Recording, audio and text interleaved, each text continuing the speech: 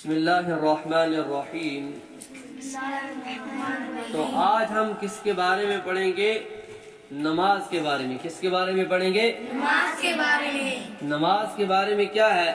یہاں لکھتے ہیں کہ نماز کے لیے کچھ شرطیں ہیں۔ کیا ہے؟ کیا ہے؟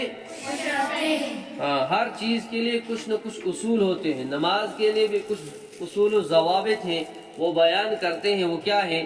جن کو پورا کیے بغیر نماز نہیں ہوتی۔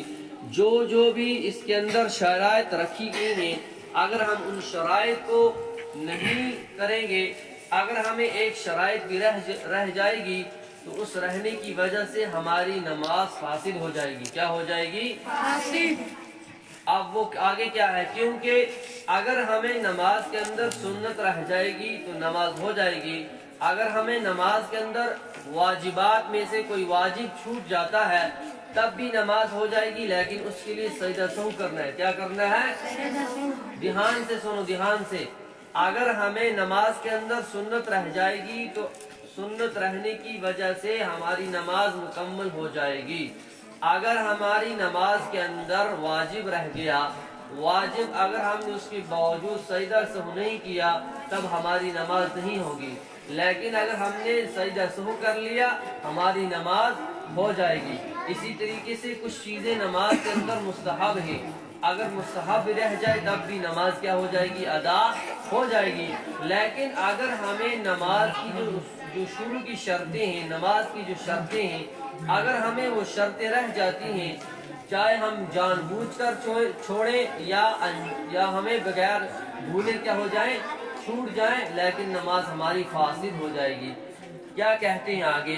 نماز شروع کرنے سے پہلے پورا کرنا ضروری ہے، جیسے وضو اور کچھ شرطوں کا نماز پڑھتے ہوئے خیال رکھا جاتا ہے۔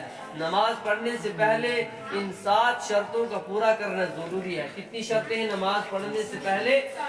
جن کو ہم کہتے ہیں باہر کی شرطیں۔ جن کی شرطیں؟ نماز کی شرطیں جو باہر کی ہیں۔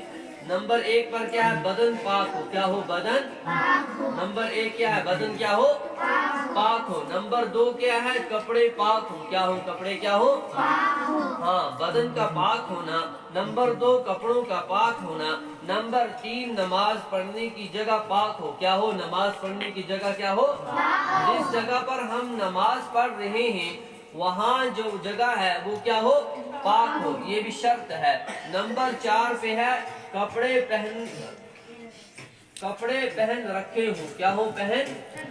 ہاں، جو ہمارا جسم ہے، جو ہمارا کیا ہے؟ جسم ہے، وہ بھی کیا ہو؟ ڈھکا ہوا ہو، یعنی سطر چھپا رکھا ہو۔ کیا ہو؟ چھپا رکھا ہو، یعنی جو سطر ہے وہ کیا ہے؟ چھپا رکھا ہو۔ آپ کو پتہ ہے سطر کس کو کہتے ہیں؟ مثال کے طور پر جو عورت ہے، عورت گھٹنوں تک ہے۔ کہاں تک ہے؟ اگر اس کے پاس اتنا کپڑا موجود نہیں ہے، اتنا ہونا ضروری ہے۔ کیا ہے؟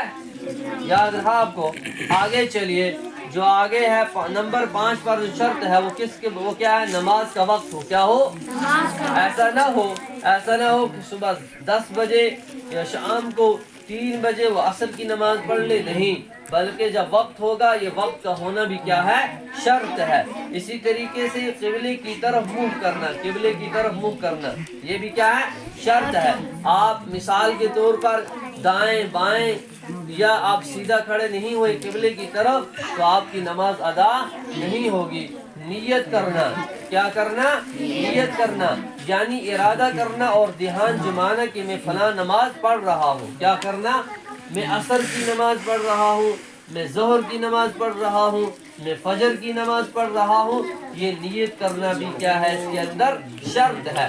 آگے چلیے، نمبر 2 پر جو بدن پاک کرنے کے لیے اگر نہانے کی ضرورت ہو تو غسل کر لیجئے، یا بدن پر گندگی لگی ہو تو دھو لیجئے۔ گندگی لگی ہو تو کیا کر لیجئے؟ اس کو دھو لیجئے۔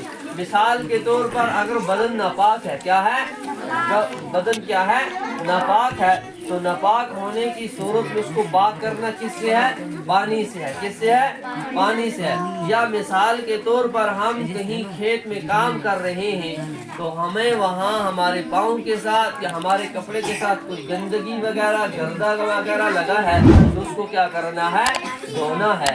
اور کیا کرنا ہے؟ غسل کرنے کی ترکیب یہ ہے، کیا کرنا ہے؟